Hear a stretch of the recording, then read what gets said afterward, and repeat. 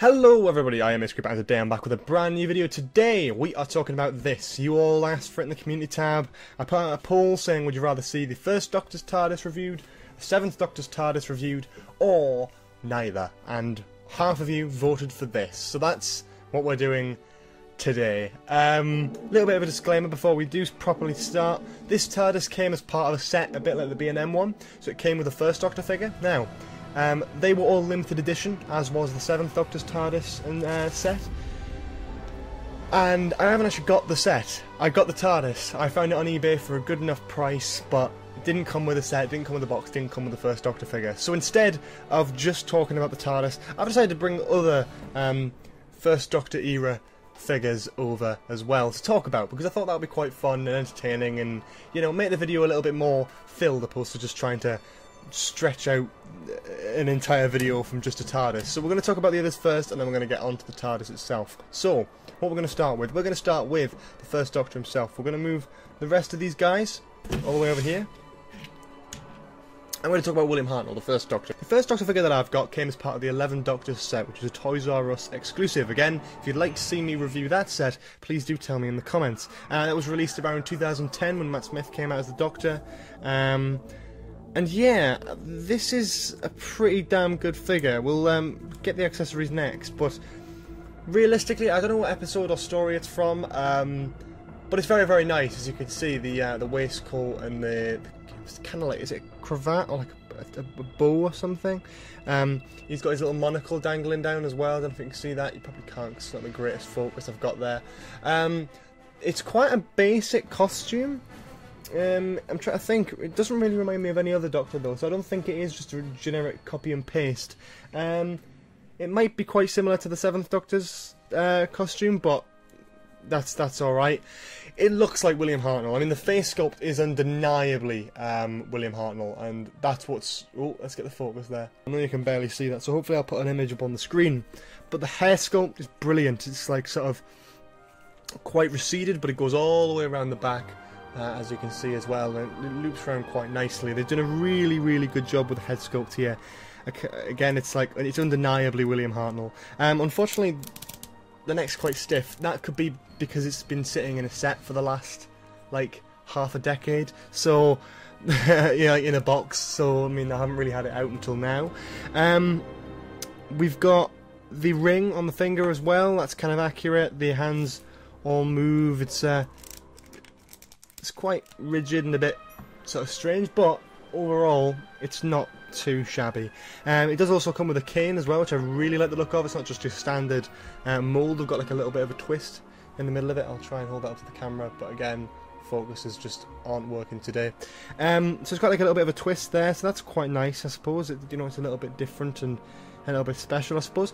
So it means the first Doctor can pose with it in his hand and sort of stand there with his walking stick, which is quite nice. There is another version of William Hartnell that is more accurate, and that actually comes with this set. It would be the one with the hat and the scarf on from An Unearthly Child. So unfortunately I haven't got that figure, otherwise that would have been an accurate set and I just would have been missing the box. But yeah, that's pretty much all I can say about William Hartnell. It's a great figure and it resembles him like almost perfectly. It's brilliant.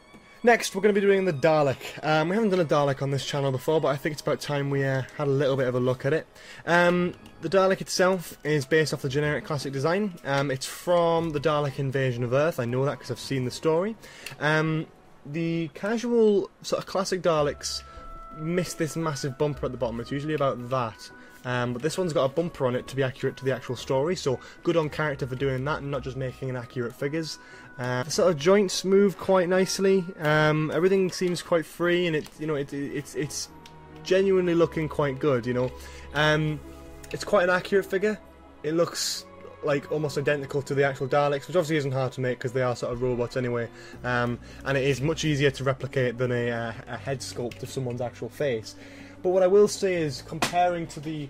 I mean, I know this is the earlier version of the new series Daleks, the one prior to series 4. Sorry, prior to series 3.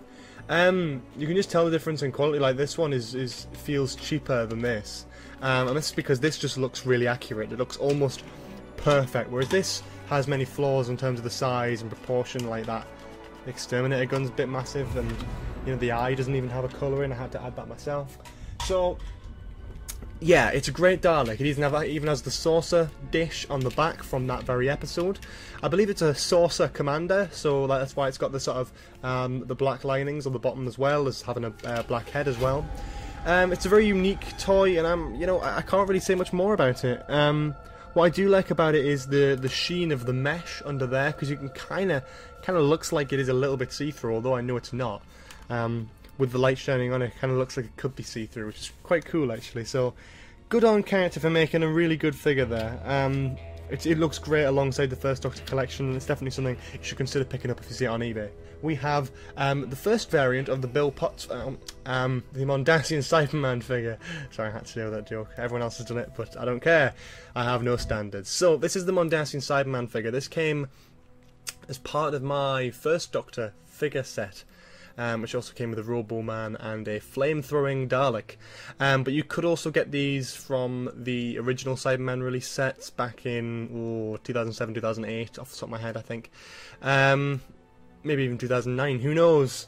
But yeah, these guys are pretty damn good. Unfortunately, there was a clear difference between the Mondasian Cybermen in the new series and the old series, so it does look a little bit out of place if you compare it next to like Peter Capaldi's figure or whatever, which I originally did. But talking about the actual sort of accuracies, it looks pretty much identical to how it did in the show. It's a thing with character, they always seem to get the monsters and the robots like bang on, whereas like people they can have a bit of a hit and miss with. Anything that's sort of a practical design like this hasn't got a proper face. It's got like a sort of bag over it, it's got the sort of head sculpt, it's got the top bit as well. Everything about this figure is just great. It's accurate as well, and even if it's not 100% accurate, it is mostly accurate where you couldn't really care. The full chest unit's obviously been sculpted on as well, and obviously looks amazing. You can see inside the little glass box at the front as well, and there's loads of bits and bats and buttons and stuff in there, and it just, I can't really say anything else other than the fact that it just looks great. Okay, let's talk about the box. The TARDIS box itself, the most impressive element of this set, realistically. I've got a few problems and I've got a really big list of positives that I just love about this. First of all, it looks beautiful. It's a really, really nice looking TARDIS box. I'll talk about the actual model properly in a bit because I do have a few flaws with it. But it is an electronic TARDIS, so we will get onto that in just a moment. But looking at its just sort of paint job, it is beautiful. It's a nice dark blue wash. You've got the white border around the windows and the police box sign, as well as the St. John's ambulance. They've painted the key lock and the door handle.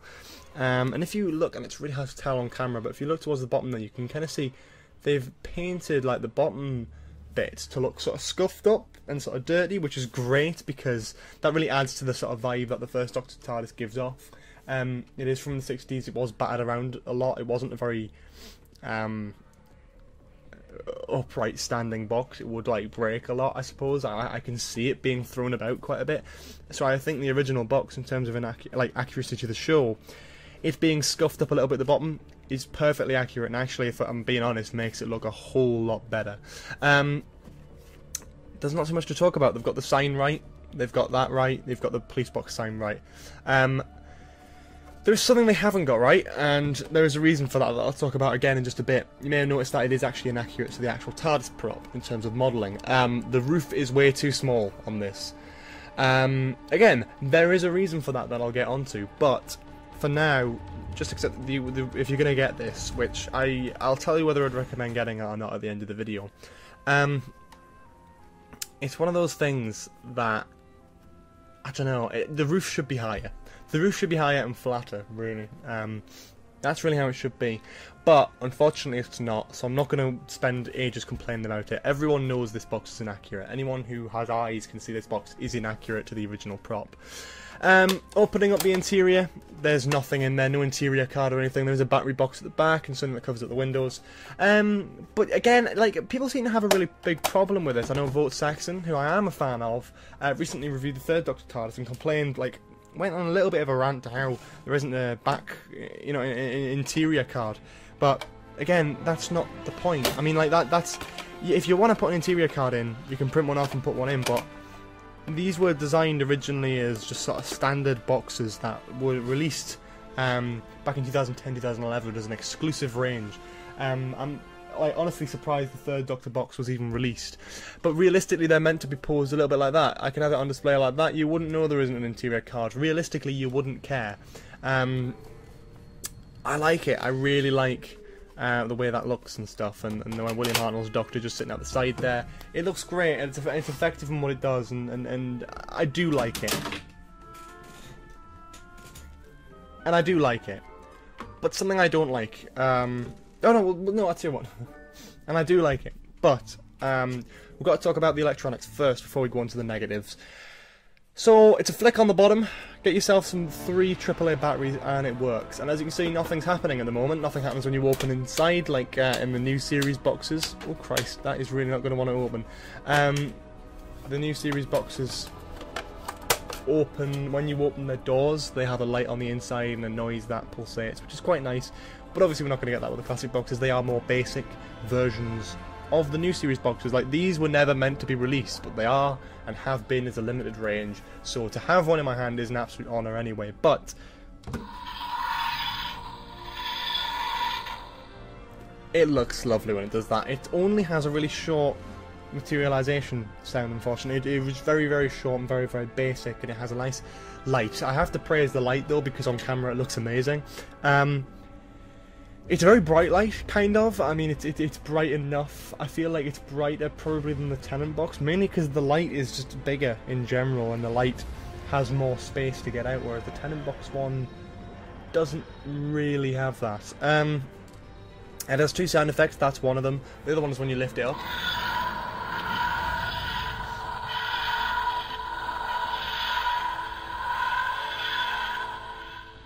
Yeah, so it does have another noise as well, and it does actually continue to flash the light whilst you've had it picked up, so unless you land it again it will keep flashing its light as if you're travelling with it. Unfortunately, it's a bit weird though, because the new series boxes are meant to be handled in the way that you could play with them. There was a thing on the bottom, like a finger gap, where you could stick your finger in and you could, like, it would twist around and it would spin, and you can kind of do that with this one. And there's 2 reasons really why it doesn't work as well. 1, because there is no finger grip on the bottom, and so, whoa Christ. 1, because there's no finger grip on the bottom. 2, because the light is really uncomfortable to hold. It is a disc, and it is very much more designed for the classic TARDIS. It's just to not be spun. Which, when you've got light and sound effects, is a bit weird, but you know, it is meant to be designed for kids and that. But realistically, it's, you know, it's nice, but it would have been nice to have just one of the finger gaps in the bottom that you could use and play around with and stuff, and that would have been a lot nicer, in my opinion, as a part of an actual box. But I do need to talk about my negatives. Here's the 7th Doctor box. Now, you may not be able to tell because of the amazing paint job on both. This is the same box twice. This is the same exact box, same exact mould, model, everything. I've got them exactly the same, right next to each other, and they are identical other than the paint job. And I'm really disappointed to say that, because I think it's such a shame. When they released this, there were 3 different TARDISes that they released. The 1st, 4th and 7th Doctor's TARDISes.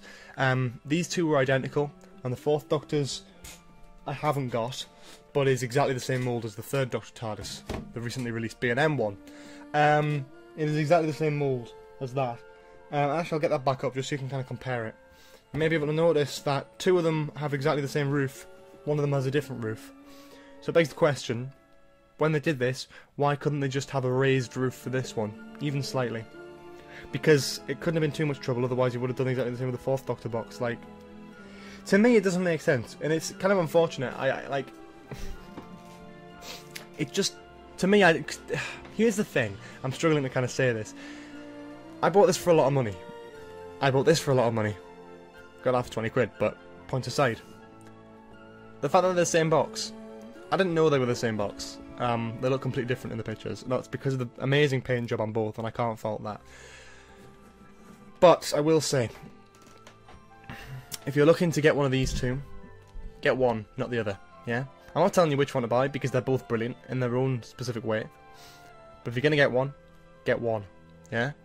Otherwise you would be wasting your money, because I feel like you are just paying... Because I'm not going to tell you how much I spent on just these boxes alone. But but it is definitely triple figures, and it is probably more than you think.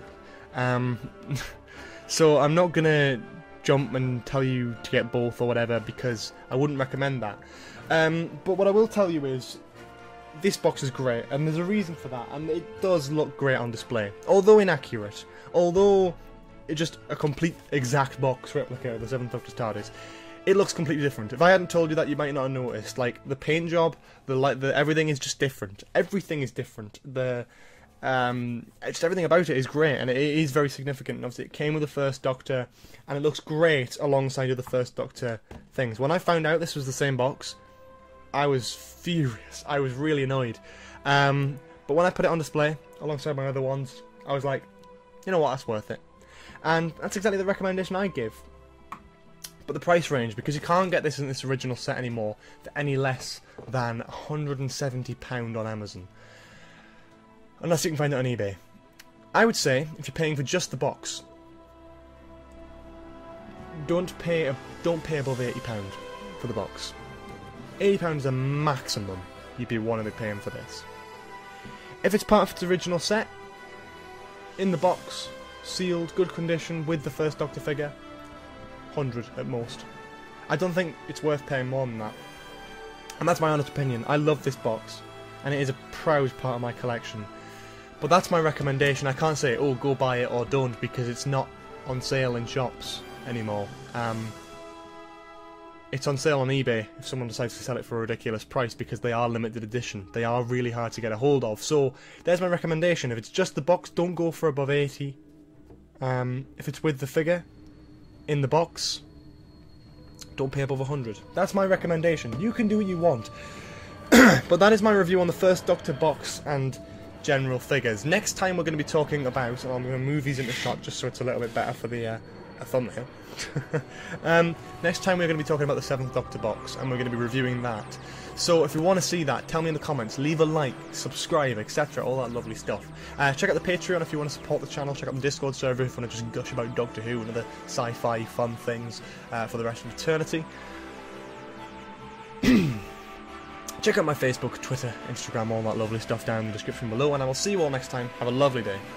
Bye bye.